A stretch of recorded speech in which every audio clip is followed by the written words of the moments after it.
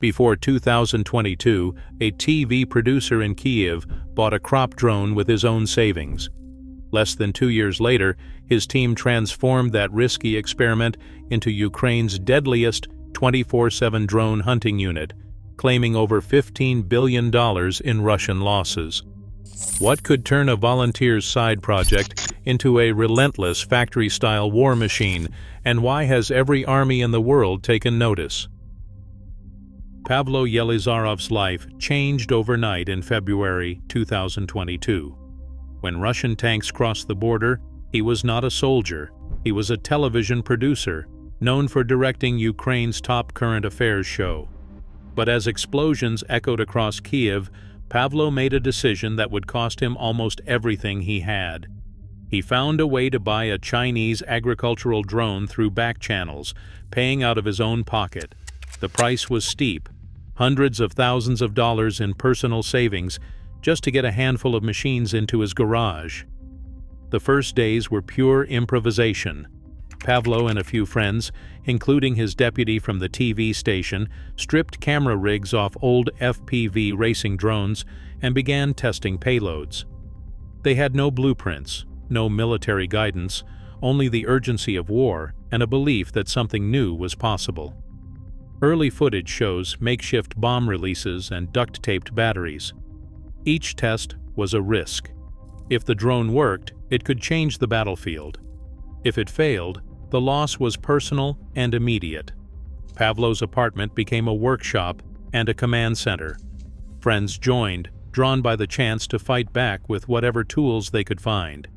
Every spare hour and every spare hryvnia went into parts, batteries, and repairs. The idea was simple. If the enemy had tanks, Ukraine would answer with cheap, clever machines. What started as a desperate experiment in a Kyiv garage would soon demand a level of organization and sacrifice that no one in the group could have imagined. By mid-2022, the garage experiments had outgrown Pavlo's apartment. The National Guard of Ukraine stepped in, offering a lifeline and a challenge. Pavlo's team was absorbed as an official drone unit, gaining access to secure facilities and a steady supply of parts, but also facing military expectations. Gone were the days of duct tape and guesswork. Now, every mission demanded structure, discipline, and relentless output. A liaison from the National Guard became the bridge between the volunteers and the formal military command. He brought order to the chaos, introducing strict routines and dividing the team into specialized crews.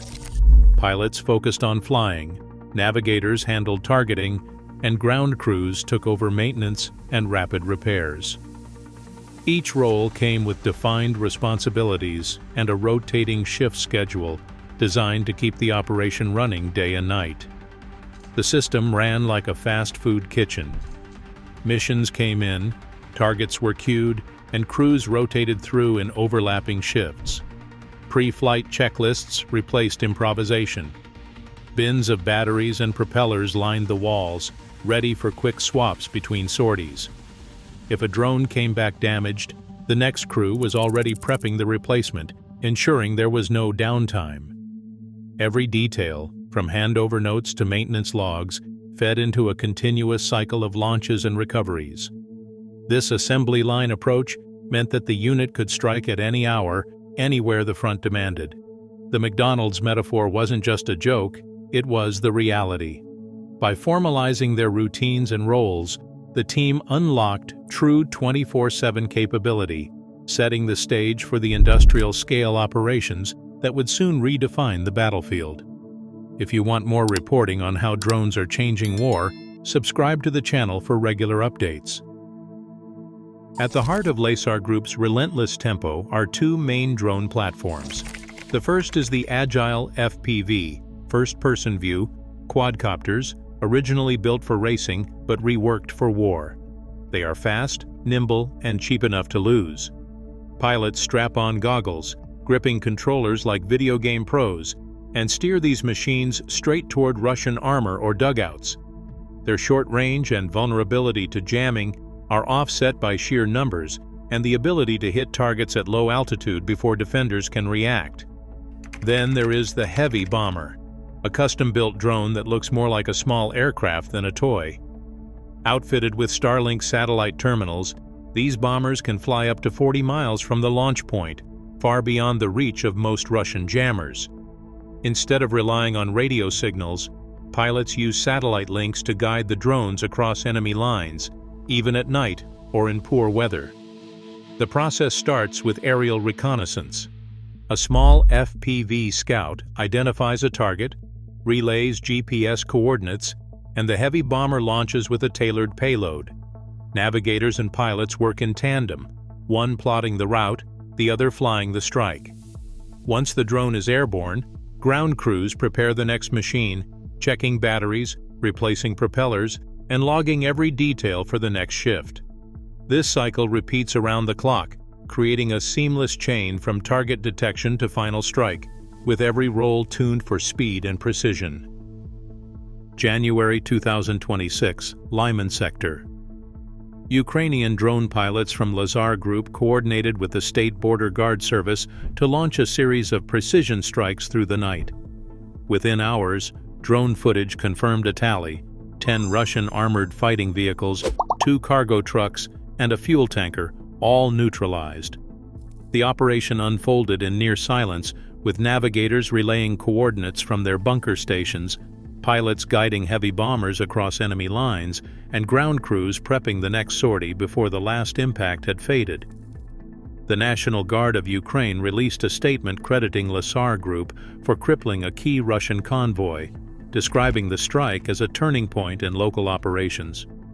While independent OSINT analysts have not yet geolocated every destroyed vehicle, the cumulative claims are staggering.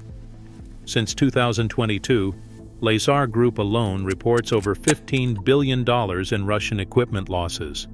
The footage from Lyman, time-stamped, cross-referenced, and distributed through official channels, serves as a rare glimpse into the scale of impact. One pilot, exhausted but resolute, described the aftermath as a conveyor belt of targets, each one erased before the next shift began. The evidence left little doubt.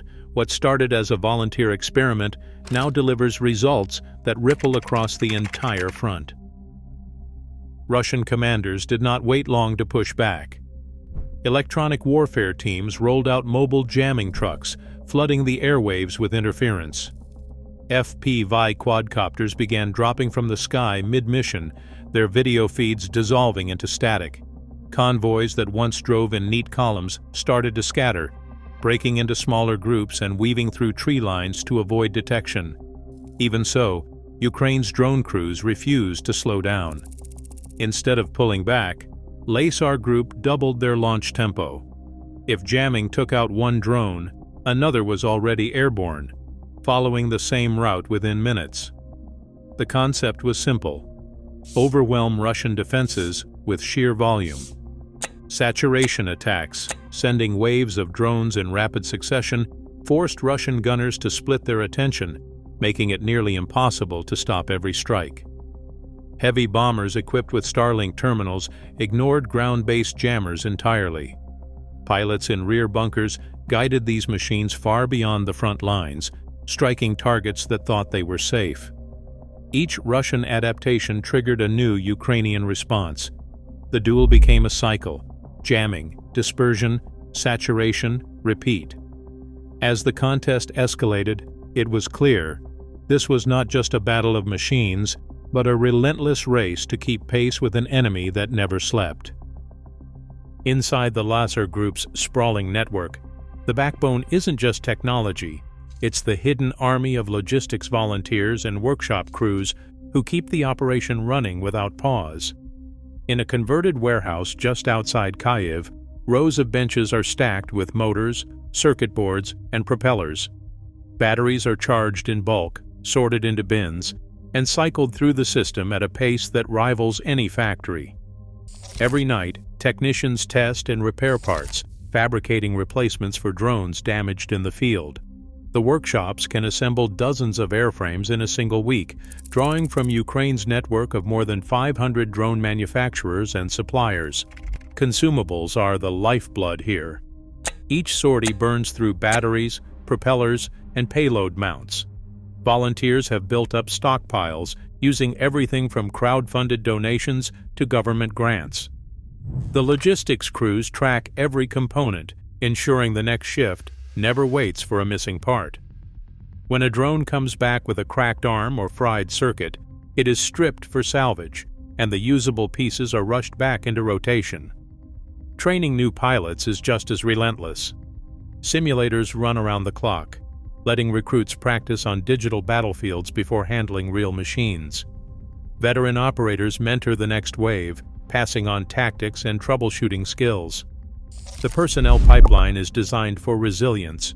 If one pilot is lost or burned out, another is ready to take their place.